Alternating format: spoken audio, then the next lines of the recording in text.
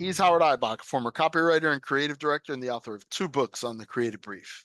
And he is Henry Gomez, an ad agency strategist with 28 years of experience. Together, Henry and I are the Brief Brothers. We love talking about advertising, creative briefs, and briefing. Henry, we have a fascinating guest today. He is the Chief Strategist and Innovation Officer from Havas. His name is Tim Maleeny, and he'll tell us more about himself. Let's join the conversation.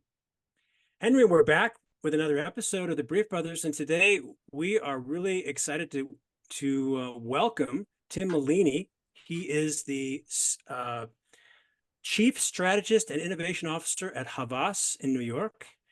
This is his second stint there. So he's been a strategist for a number of years, which he'll tell us more about. And also, which we will touch on at some point in this conversation, and will not allow it to end without us talking about the fact that he is an award-winning and best-selling novelist.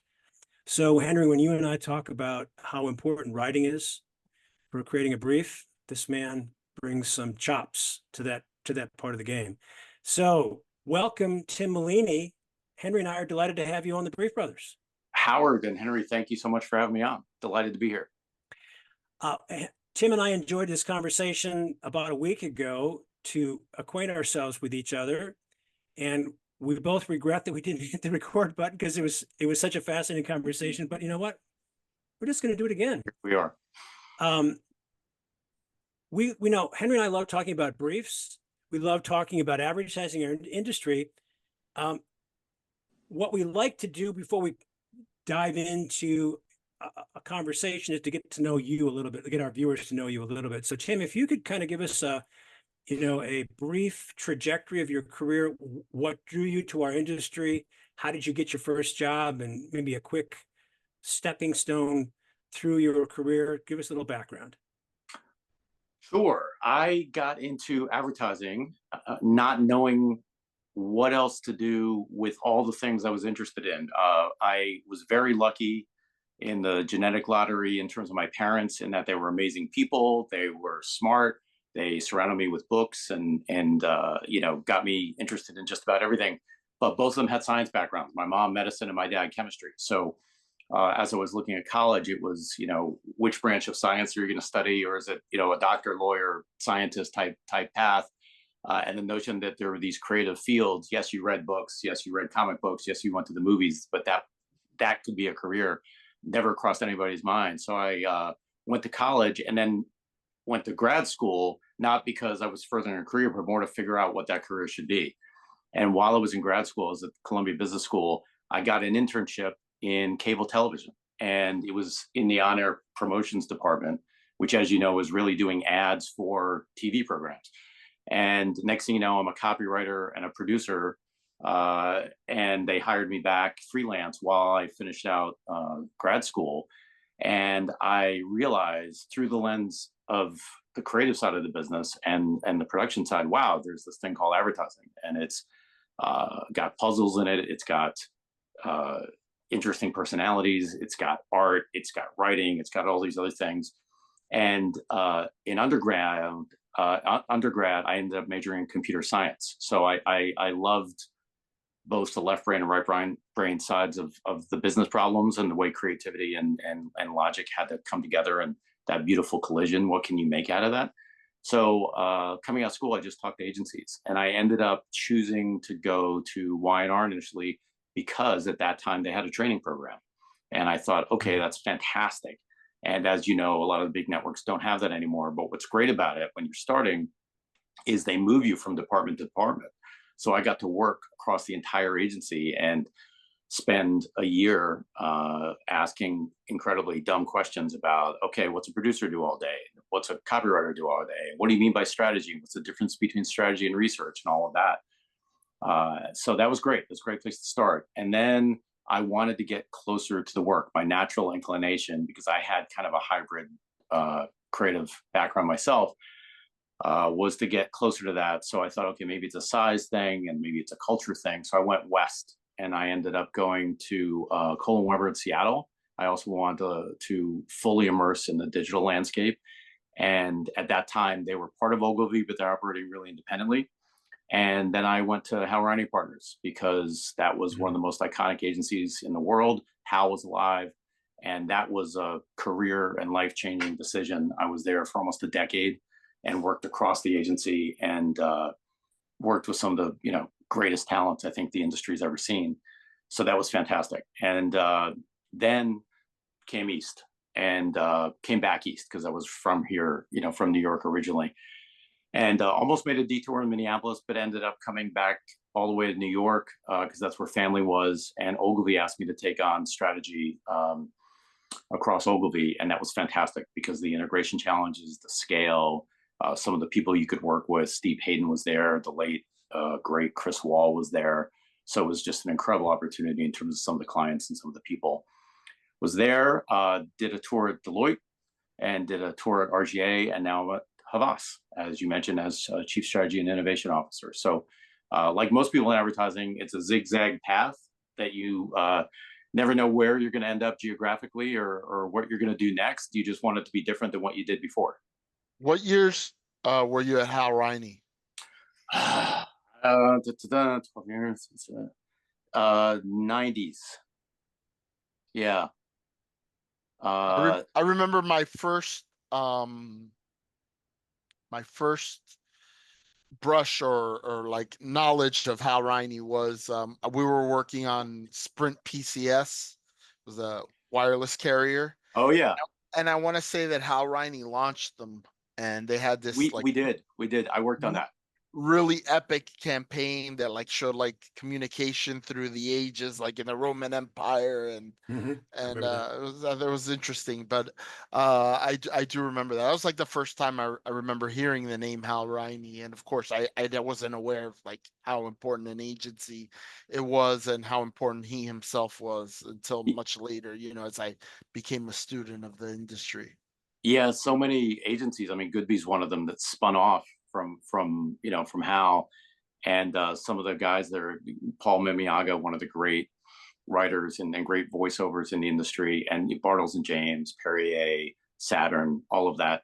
And the Sprint stuff, yeah, the first launch campaign was in the days of truly epic go around the world shoots, and Tarsem, the director, shot that. And then later it morphed into a campaign of the guy in the long coat, and it was more comedic and kind of a precursor to a lot of campaigns you've seen other carriers do over the years, but it was really well written. A guy named Mark Sweeney wrote a lot of those, and over 120 commercials, just incredible. I was going to say that Hal Riney, the famous communication arts piece about 9 ways to improve an ad, where they take the Volkswagen ad. My understanding was those sketches were drawn by Hal Riney. That he was a talk at an ad club. You might be right. You might be right. Yeah, he would draw storyboards and everything else. Yeah, and that those sketches were done by Hal Riney. It's a great story, and I actually have like a PowerPoint presentation that I developed from the piece in communication arts, and sometimes I show it to students or whatever. It's just a fun time. I love that. One of the things that's not talked about enough, I think, is how, when you go from strategy to execution, how important craft is. And I think the speed of things and sometimes the move to digital, people forget that it doesn't matter. It could be a banner, it could be a 30-second TV commercial, but the craft and that attention to detail really matters. And I remember one of the things that I saw when I first went to Riney was they were famous for the Bartles and James work, and also the Henry Weinhard's beer work, which was fantastic. And there was a storyboard for Henry Weinhard's, and Hal had drawn it frame by frame. It wasn't, I'm talking film frames, not here's 6 boxes, but it was down to every beat of what's voiceover, what's on camera dialogue, what's happening and everything else. So it was effectively a shooting board. And that makes all the difference, really, because let's face it, when you're trying to get someone to react to an ad, which is something nobody wants, that people actively try to avoid, you have that one chance to get that emotional reaction, and the craft of it really matters. Yeah, I think like a lot of creatives, I knew Hal Riney's voice before I knew his name. Yeah, absolutely. I think one of the first times I heard his voice was when he did the VOs for the Reagan reelection Oh, that's campaign right. in 1984 That's or right. 83 and 84. It's Morning in America, and that's a long time ago. That's I think the other thing is I was aware of CA pretty early in my career, and one of the first articles that I read thoroughly was that one that Henry's referring to. 9 ways to improve an ad. Yeah. Yeah, it's like, how can we fix the think small ad from the point of view of the dealers and No, others, from the point of view of clients and in clients. general, Yeah, right, right. all of the forces that conspire to take a big idea and make it really small. Yeah, all the Right. well-intentioned, hands on the cake that mess everything up. No question about it. Yes. So I guess we could say that you've cut your teeth on one or two major shops in the country, Tim, and so you have a pretty unique perspective on our industry. It was great for me too to go from Riney.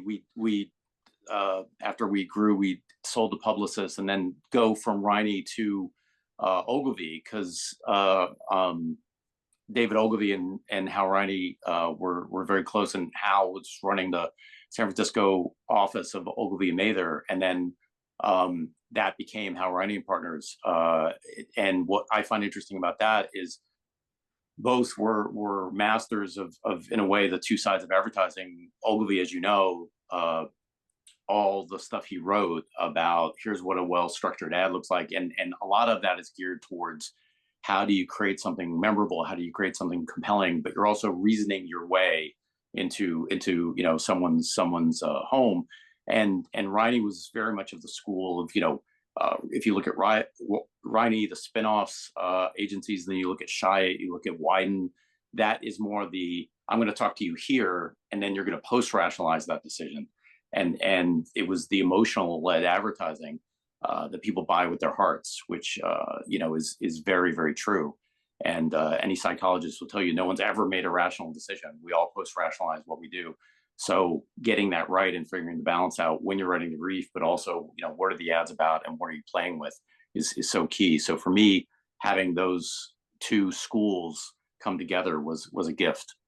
It's fun. It's funny. I speaking about like Ogilvy and David Ogilvy's approach. I give a canned speech to students all the time, and one of the topics is the idea of what you say is more important than how you say it, or how you say it is more important than what you say. And like Ogilvy was the proponent of the what you say is more important, where Bernbach was more it's how you say it. Yeah, and exactly. it's funny, but I think that's almost like that we're making him too one-dimensional, because the truth is Ogilvy is the guy who put the eye patch on a model for no reason. Yeah, just to do it. Right. And so the way that ad came across was more important than what the copy, like that random act of putting the eye patch on was something that caught attention and created intrigue, and it was part of the way that ad spoke, rather than what the copy, and nobody remembers what the copy for the Hathaway shirt says, but they remember the guy with the eye patch. What's great about the eye patch, if you think about that, I couldn't agree more, Henry, that's almost a precursor to the most interesting man in the world, right? You're not, it's that instinctive sense of like, this just needs to be a little mysterious and a little exotic and all of that. And then you fast forward to something like, Dos Equis, where we're in on the joke that it's advertising, or we're watching advertising, but you're still selling a mystique, right? Yeah, I was at the airport a few years ago, and there was in the duty-free shop, there was like a big poster for a fragrance, and the handsome looking, maybe Italian guy in a tuxedo, really, and he had like a little Band-Aid here, like on his cheek, like if he had cut himself or if he had been cut, or who knows, like there's no reason for it. But I said, is this the modern Hathaway shirts, man? Like, it's like the dueling scar. It's a flaw that, it's a flaw, a little imperfection that draws your attention. It's like, what's that all about? Yeah. Now, Tim, we've had Robin Hafitz on recently, and she was one of the founding partners of Mad Dogs and Englishmen, and she liked to say that she was one of the first handful of practitioners in the United States of account planning. So you are maybe just a little bit you're part of that generation, maybe a little bit, a few years into it. Did you think of yourself as an account planner, or do you call yourself a strategist, or what's the difference for you? I love this question because I've heard on your other shows this come up about, what do we call ourselves? What do we do? And certainly when I got into the industry, there were agencies that didn't have account planning. They didn't really have strategy. They had research. They had research departments. I started initially on the account side, but was the guy talking to the clients about the business problem and back translating that into a brief. And then they started to call that strategy. And next thing you know, I'm being asked to kind of, okay, hire more people like you. And next thing you know, you have a strat department that was called planning. And now people are getting called strategists and the nomenclature changes. But what we do, this idea of, empathy meets creativity and being in the idea business hasn't changed. Some of the tools have changed, certainly. And how agencies approach this varies by agency and by culture. But yeah, I saw and was able to be a part of how the discipline grew and how it took shape. One of the things I was always keen on, as it was not only more common at agencies, but I was asked to help build out this capability at places I went to, both the West Coast and the East Coast. It was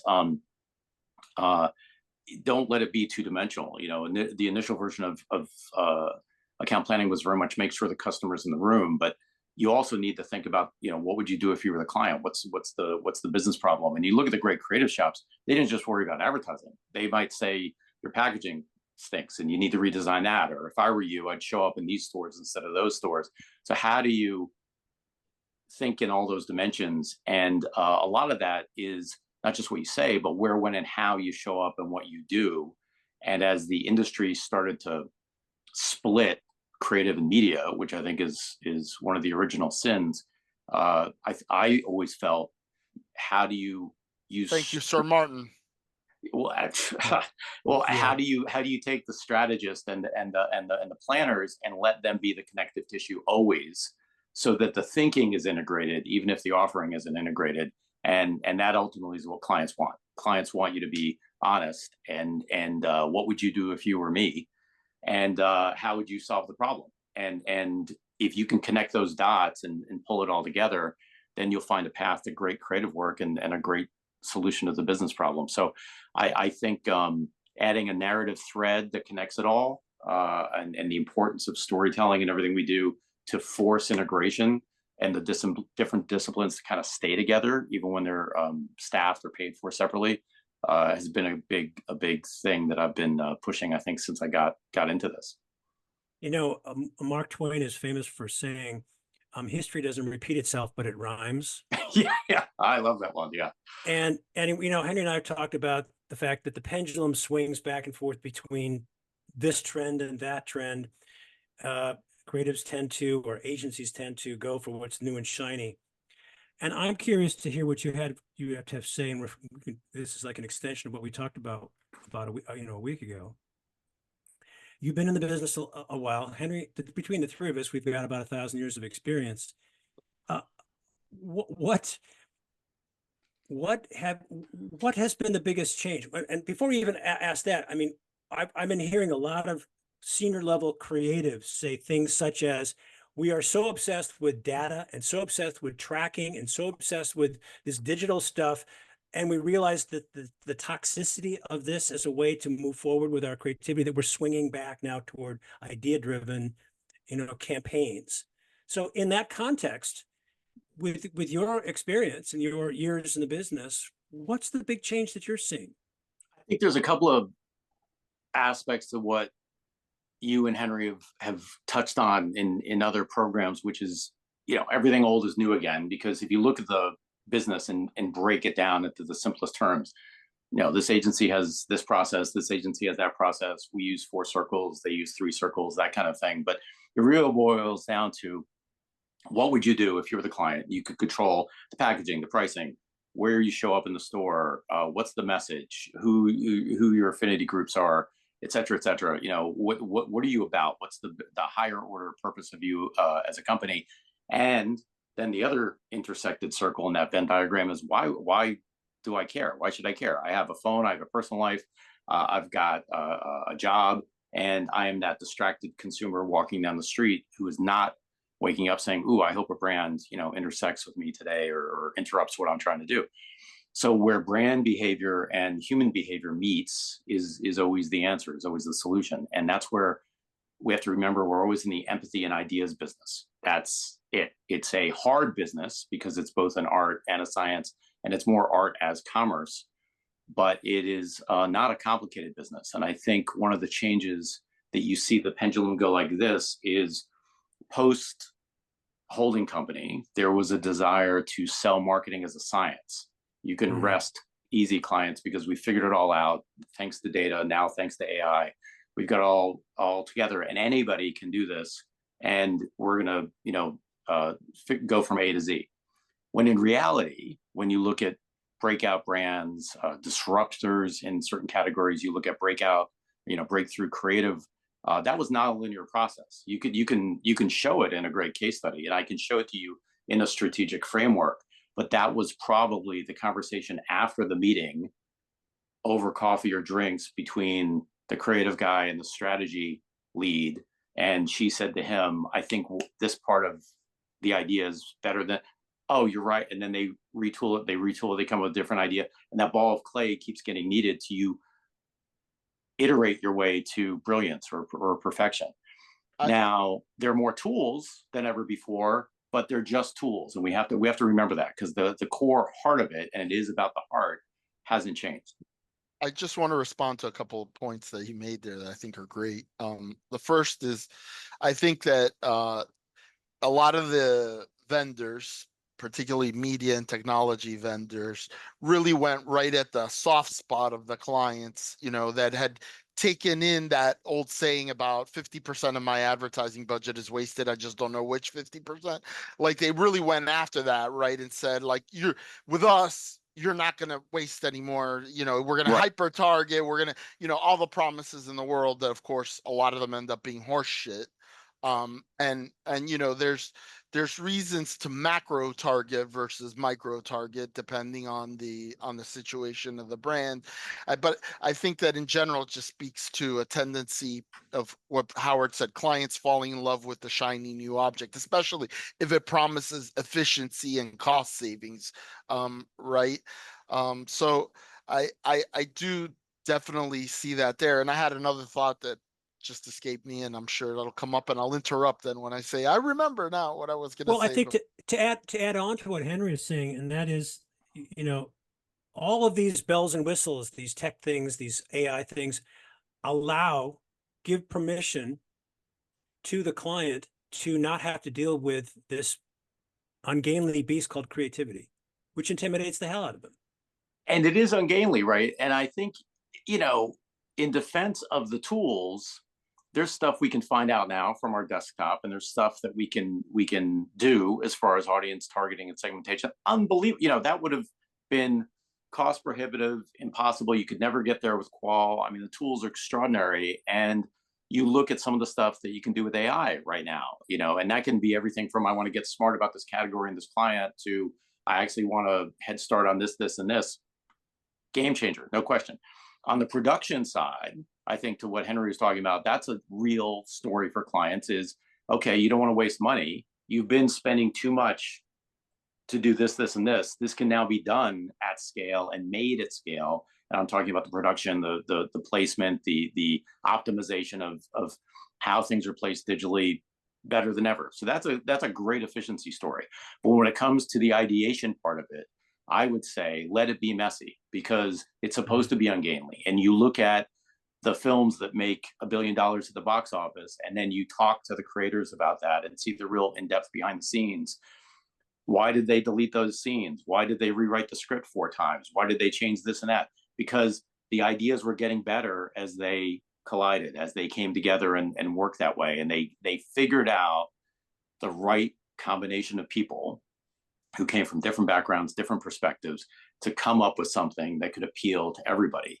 And I think something Henry said that's really important is, and there's some studies on this now coming out, that the industry, if you're going to put a broad brush on it, went too far with the hyper targeting, because guess what? Sometimes I respond more to seeing things in a public forum and thinking, ooh, I want to be a part of that. And there's a badge value to this brand. And it validates maybe how I see myself or how I see the world. And if everything is, hey, Tim, targeted, it gets a little stalkerish, and you start to pull back further from marketing. And they're finding that contextual work that, you know, I know you're watching football, so I'm doing an ad that plays off sports, works better. Common sense would tell you that, but it took us almost 10 years of over lasering to realize that sometimes you want a gentler touch, just like sometimes, depending on where you are, you know, in the funnel, I need to get down to brass tacks versus I need to open up your mind and your curiosity to who I am and what I'm doing and maybe what I'm selling. I'm a firm believer in Byron Sharp's belief that it's better to target all category buyers, you know, and not try to slice and dice them too much. It's like, if they're in the category, you're in my target. As promised, I remembered what I was going to say, which was, you know, talking about like the formulaic advertising and all this stuff. One of the examples I love to give is Dollar Shave Club. So Dollar Shave Club basically gets on everybody's radar with a viral video, a very funny, self-produced viral video. And that guy became a multimillionaire by selling to the big guys that he was attacking in his viral video. Exactly. But it became you know, and it was a moment in time where people said subscription services are going to be the thing, and he built this, you know, successful for the time subscription service. Like I said, ultimately was able to sell it to the big boys, and he was able to get his payday, but not the kind of thing that's going to come out of a necessarily a P&G or a Unilever, out of those processes. So it just goes to show you that there's still room for, I hate the phrase outside the box thinking, but you know, somebody who's not playing by the rules that everybody else is playing by. What's great about that, Henry, too, is it kind of ties into your Byron Sharp comment, which is the classic marketing school comes from the packaged goods world, right? And it's a you know, what's our unique selling proposition? And I have to tell you that, and I have to make sure that you're my target, and it's more about segmentation than let's talk to, you know, people. And yet, when you look at the truly iconic brands that have either dominated or redefined their category or completely disrupted a category, the brand target appears to be humanity, and the benefit they're claiming is the category benefit, because they realize that you only think about insurance when it comes to this, this, and this, or you care about this, and therefore here's what we're going to talk about. So when you look at things like, you know, Coca-Cola, Nike, and things like that, Nike came late to the party. They didn't really talk about the shoes. They talked about passion for sport. They talked about victory. That's why I wear athletic gear. That's how I want to feel when I wear athletic gear. I have to post-rationalize that purchase. So your RTDs, your USPs are all important. So when you say, why'd you buy that car? I say, oh, it's really safe, and it's got a lot of cup holders, and it's got great fuel mileage. But I bought the car because I think it's a badass car.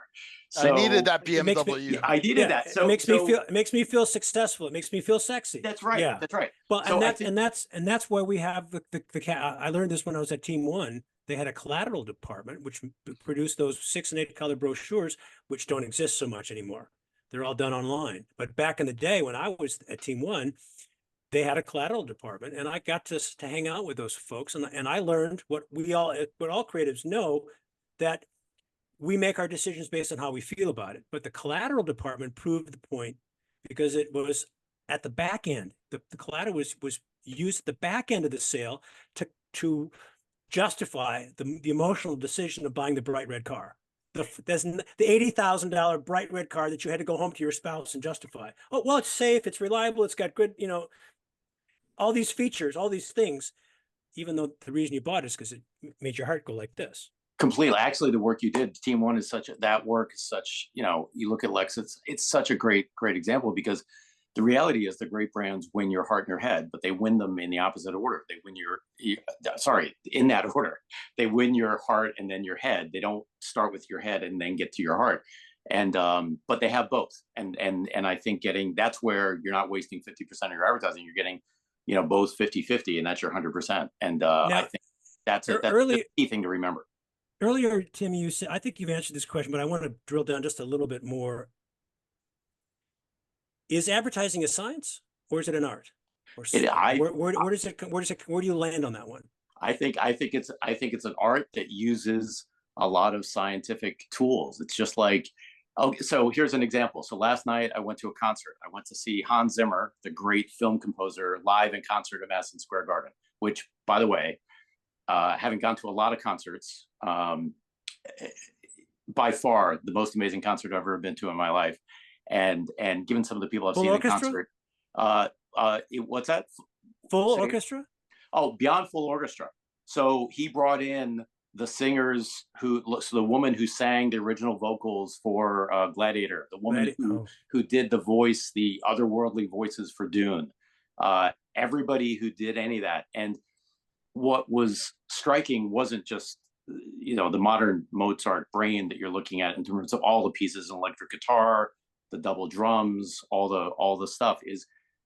It was clearly art, but there was this insanely complicated thing that had been built in 3 dimensions that his brain could understand, that we could feel.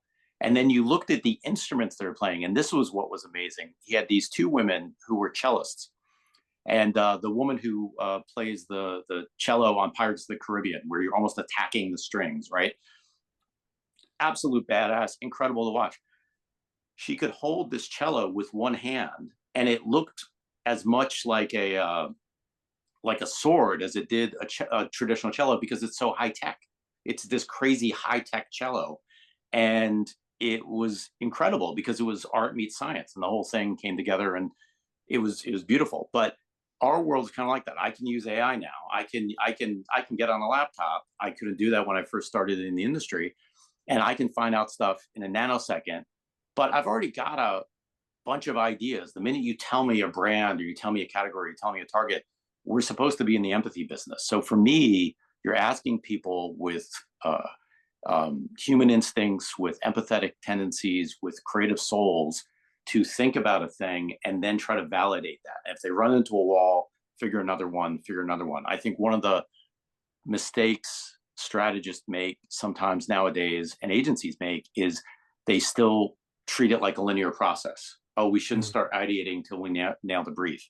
You do that in new business, you're dead. But in life, it doesn't work that way. It's okay to skip ahead, skip back, skip ahead, skip back. But we do have more high-tech tools. So the long-winded answer is, I think it's more art as commerce using a lot of science than it is marketing is a science. So do we still need a brief? Yes, absolutely need a brief. But what is a brief, right? That was my next question. Yeah, I mean, hence the podcast, I guess, 100 strong or so. Some people, and there's a lot of people who are a lot smarter in this world than I am in terms of what I'll call the discipline of planning and the discipline of briefing. And I've developed and used, I don't know how many different forms for briefs and briefing. But if you boil it down, say, what is the brief? For me, the brief is an excuse to have a conversation, and it's a catalyst for ideation and collaboration. And I personally think collaboration is the key to creativity. I've worked with people who are in the Advertising Hall of Fame. I've worked with some extraordinarily talented creative folks. And I always feel like your job as a strategist is to think out loud as you're developing the strategy. So they're shaping that and kicking the tires. And similarly, they want you to be that close collaborator and third or fourth member of the creative team to pull everything together and listen and find the pattern, find the through line in what they're doing creatively. And I'm sure that's been your experience as a creative as well. So if 2 circles help you do that, great. If you need 4, fantastic. If you want to be a long form narrative, go for it. Some people are huge fans. I know you did one episode on this, on manifestos. As a writer, I'll try to capture the essence of a company. And if that comes up sounding suspiciously like a creative territory, so be it. Let's just talk about it. I think the great campaigns tend to externalize the soul of a company, and not enough campaigns tap into the DNA of that company. So I think part of your job in writing the brief is to figure out beyond the what do people think and do now? What do we want them to think and do next? What are we going to say and do to make them do that? That's the skeleton of any good brief. Beyond that, what can you do to help the creative teams unearth the DNA and texture of that brand? So that was a lot, but if you go from A to B, you're in pretty damn good shape. That's good. And let me Henry, let me just add something that, because when we had our conversation a week ago, one of the things that you and I agreed on was the fact that sometimes a brief could be a line. Yeah. Sometimes a brief can be a paragraph. Sometimes a brief needs to be a page or two because there's a lot going on. But if you're flexible in the way you approach briefing or writing the brief for the creatives, because it's about how giving the creatives the tools that we need to solve the problem, you're not stuck in any type of you're not wed to a particular format, and you can then solve the problem in a lot of different ways. Yeah, Henry, go ahead. I was going to say you're a man after my own heart when you were talking about externalizing the DNA of a brand. I think that some of the best brand work happens when a new agency gets a hold of an old brand and does its homework. Exactly. And doesn't necessarily erase what happened in the past, but is informed by what happened in the past to create something congruent with that moving forward. And I've seen Wieden & Kennedy has done that with Old Spice and with the Ford Motor Company. Others, Crispin Porter and Bogusky did it with Burger King in the early 2000s, going back to what was working when the brand was working to, say, this is what made the brand great. And as a kind of an amateur historian myself, that's a part of strategy that I appreciate, is like getting into the company and finding that one thing that maybe people overlooked about this is what made the company special. And I've said on a lot of our episodes that a perfect post-agency world job for me, I think, would be as a brand historian for a brand, right? Like I don't know that such a position exists in many organizations, but if you have a long-standing brand, I think having a brand historian, somebody who's a marketer, who basically not only just archives old work, but can say, this is what the business situation was at the time. This is what they were thinking. And this is what the advertising was. And these were the results. I think that could help a lot of brands, but unfortunately nobody's got time for that, right? Like nowadays, everything is about, you got to move 50 miles 150 miles an hour. But yeah, I think that it's when you take the time to really investigate the DNA or the history of a brand that you find something that's really magical.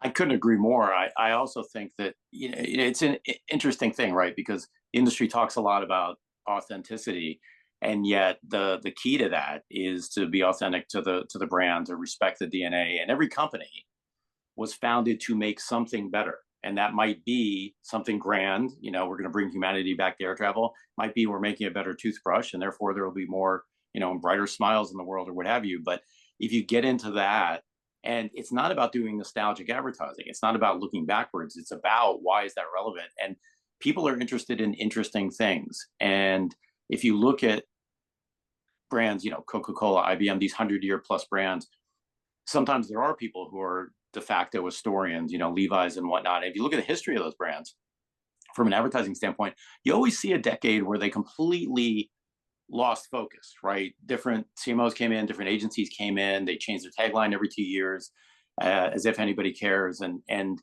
they seem to be chasing culture or chasing a target they didn't understand, as opposed to saying to the world, this is who we are in a contemporary way. And I think the resurrection of Coke, when Wieden got it, did Open Happiness, that was brilliant because it went back to the DNA. It showed up in a very contemporary way. It showed in a very eclectic way, which was very modern, but it was still very much that bottled optimism, the refreshing feeling of people coming together. And I think that, again, part of your job as a strategist is, don't take that for granted. It's not about getting the latest celebrity or chasing whatever's happening in culture. Let's start with why the company matters, as well as why people care about the category. where do those intersect? And do you think that start there? Do you think the taglines don't matter? No, I think that our industry acts like they're the solution. I think they are the output of they're a reflection of the work you've done. And what I mean by that is, and you could argue about B2C versus B2B and everything else, but there have been studies where 80-90% of most consumers can't correctly attribute taglines to the company. And I'm talking famous taglines like just do it, no open happiness, and things like that.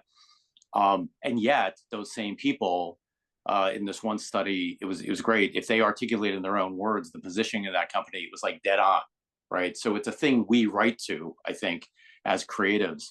But you're seeing more and more brands land on the logo and use a ramp line to get to that and kind of own their own identity in that sense. So is that as important to consumers as it is to us? I would argue no. That doesn't mean it's not important as a guiding light, but it's an artifact of all the other work you've done. It's not the solution unto itself. You know what I mean? And I think there's I've definitely worked on things where I've said, no tagline, we don't need that. Let the brand own it. Well, I mean, Henry's a big fan, and so am I, of Byron Sharp. And Byron Sharp talks about the brand mental assets, availability. mental availability. And one of the things that he uses to demonstrate this is, and I've used this in my training, when I simply say, my baloney has a first name. Yeah, and I don't care how old you are, that may not be the classic tagline, but it is a brand monitor. It's a jingle. It's brand an asset. moniker. For sure, it was a brand asset that they used for many. And I'm sure there are hundreds of thousands of vegetarians who wouldn't touch bologna if their life depended on it, but they can finish the jingle, right? That's where I'm in 100% agreement. It's like the late and uber talented Chris Wall, the architect of e-business and Smarter Planet and so many other brilliant campaigns. He would always say you need a thing, which is the Byron Sharp of what are the brand assets. Might be a jingle, might be a tagline. It might be something you're doing, some the logo animation. It could be the music. It could be all of those things. What are the hooks so that it's in my head and it's got that truly mnemonic device. And to me, you want to let's try to nail all of them. And then if you get them, but then if they start competing with each other, what's the biggest hook you've got? We started the conversation talking about Sprint. They had that pin drop for so many years. That was dating back to when they were just a long distance company. Remember those? Exactly. It's just crazy. But you kind of stumbled into a topic that I hadn't planned on talking about, but I think it's an interesting one. We have talked about it on the podcast, which is legacy brands that were started, big brands that were started and existed before this idea of like a brand purpose. So for example, a McDonald's, who's really, it was it was a hamburger stand, and then Ray Kroc gets a hold of it and he adds the franchise model to it. The purpose was to provide a meal at a value to families where they could, get away from their house, have a meal and so now everything feels like it has to save the world in some way, and it has to, and when we talk about authenticity, I ask myself, is there anything more authentic than saying we just want to provide a family meal at a value and have a little bit of fun? And in saying that, you're a man after my own heart, because I think one of the things you saw, especially the last few years, is way too much purpose pandering and getting confused between purpose and philanthropy or politics or social issues or what have you. And the question gets back to authenticity, right? What is the natural extrapolation of why your brand matters, right? So if your brand at the highest level is, to your point, we're delivering a better burger, that's amazing. Now, are there lots of situations and emotions and family moments, everything I can wrap around that? Absolutely. If you're a brand like Warby Parker and your original cause was glasses are too damn expensive and why can't you get a really nice pair of glasses affordably? But then in building that business model, hey, we can share that with the rest of the world, we can give sight to that. That's not why people buy, but it is why they advocate. So that's great. But they're not suddenly showing up and talking about a different issue unrelated to sight, right? I wrote, It's not it. You know, if you're a beverage company, and you start getting interested in the water table and giving water back and all, fantastic. But if you're suddenly now jumping over here and talking about this political issue or that political issue, who the hell are you to talk about? That's like a celebrity telling you to vote for. Just shut up, focus on your core business. And people want brands to entertain them and engage them, and ultimately, make their lives easier, better, more entertaining, more fun, more valuable. Definitely not. They don't want to be lectured. They don't want to be preached, and they don't want to be pandered to. I'm not sure that enough clients agree that brands should entertain. If you look at the work that's out there, it's anything but entertaining. I think you're touching on two things. I think to close out the purpose thing, there was a study the Brunswick group did a couple of years ago that showed that the stats were broadly this. I can't remember the precise numbers, but it was almost 2/3 of CEOs felt that their company should take a stand on social or political issues, and then their customers, less than a third, wish they would.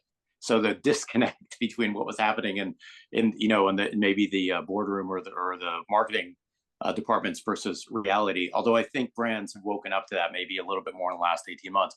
But then, when you're talking about entertainment, I agree. I think we went through a period where things got earnest. And I get it. We're all in the midst of the zombie apocalypse and everything else. But again, all the more reason to distract and entertain me.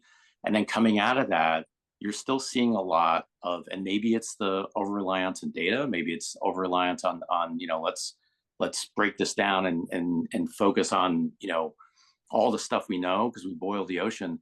But advertising got more rational and less emotional, and at the end of the day, there's nothing easier than ignoring an ad. So you had better open my heart. That's a good quote. There's nothing easier than ignoring an ad. That's a great quote. Yeah, I mean, it's a version. It's like a version of Howard Gosser says, people don't read ads, they read what interests them, and sometimes that's an ad. Yeah, right. And by the way, some of my favorite pieces of writing and some of my most entertaining moments have come from advertising. And there are brands that, like anybody else, I love, I wear proudly, and I think are fantastic. And that's what ultimately people want. And I think you are seeing brands come back to that, but it's been a slow crawl over the last. I wrote a piece about this whole purpose obsession, and I think that one of the problems is when you have everybody claiming some sort of higher order purpose, the really authentic brands like the Tom's Shoes of the world that were organized, like nobody believes them anymore. Like consumers get jaded. Like once everybody's on a bandwagon, it really, who gets hurt? Well, the real purpose driven brands, the real philanthropic brands, they're the ones that get hurt because everybody's out there faking that they are. And like the last thing I need is for Audi to be preaching to me about gender equity when they're cheating on emissions. They're part of Volkswagen Group and they were cheating on emissions while their tagline was truth and engineering. Like, stick to what you're good at and don't lecture me on something outside of your domain. That's where some of the studies that were done, I think, over the last 18 months are helping clients get grounded again, exactly to that, Henry, which is stick to what you're supposed to do. Please do what you're supposed to do. Stop telling me about everything else that you think you should do or I should do, and understand how important you are to me. I mean, are you my life partner, or are you a toothbrush, or are you an airline, or let's put this in perspective, people. So I think that's also a big mistake that I think marketers make, is they overestimate the importance of their brands in people's lives. And there are lost in all the world.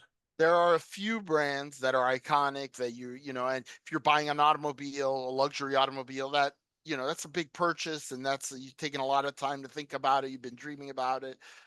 But 98% of the brands that you buy, they're not badge value. Nobody knows what, floss you use, or toothpaste, or what kind of microfiber towels you buy and wear. It's just, come on. Well, listen, let's use this opportunity to segue into the other part of what you do so well, Tim. Our first episode, Henry, when Henry and I launched the Brief Brothers in 2021, January 21, I believe it was, we had our first episode was, what do we think are the critical skills that a brief writer needs? And my answer was, we need to be a good listener. And Henry's answer, he kind of stole it from me because I'm the writer. We're both writers, but I'm the writer here. He said, you have to be a good writer. If you're going to be a good creative brief writer, you have to have the fundamentals of writing. And you have taken that to an extreme because you are a published novelist, and not just a published novelist, an award-winning and a best-selling novelist in a genre that I think most Americans probably eat up. It's mystery. I'm going to say it's murder mystery and thrillers. I mean, I haven't read a murder mystery since The Big Sleep. You're missing out. But I too have authored a few books. I'm not a novelist. I'm a textbook writer and a memoirist. And I want you to talk for a minute about how this, I guess you'd call it your side gig, but how has that influenced your thinking as an advertising professional, as a strategist? And also, toot your horn here a little bit and tell us about some of the awards that your books have won. Sure. The writing, to me, you both nailed it. It's listening and re-articulating what you heard is really the job. I think as a when you're talking about briefs, you're talking about strategies. You're the bridge, right? You're the human bridge between something that is this long and convoluted and caught up in all sorts of business issues to what's the nonverbal emotional thing we have to create in order to do that. And your job is to write that down in a way that as a roadmap anybody can follow and express big ideas in little words. I worked with this one guy who had a poster on his wall that said, "What's it mean in little words?" And I always remember that twist of a phrase, right? Because how do you, and again, I think sometimes there's a tendency in strategy, let's show how smart we are. No, you're not supposed to be the smartest person in the room. You're supposed to be the most curious person in the room. And you're supposed to ask all the questions, including all the dumb questions, and then look for the patterns and then boil it down to simple things that add up to something much, much bigger. So the writing part for me, I've always been a reader. I've always been interested in writing. And to David Ogilvy's credit, that was a huge thing about the culture there. And they gave you, when you started Ogilvy, doesn't matter what level you started at, there was the book on, on writing that they gave everybody. And I think it's a core skill that has been forgotten by a lot of agencies, because saying something isn't the same as me hearing it and understanding it the way it's intended, or to say it in such a way that everybody on this briefing call, which is going to be, the CX or UX designer, the art director, the copywriter, the media, how's everybody going to understand that? The burden for clarity is high.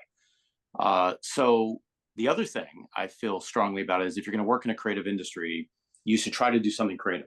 And I've worked with strategists who did pottery and did it badly and decided that wasn't their thing, but they forced themselves to do it. I know strategists who have done stand-up, who've taken design courses, who paint.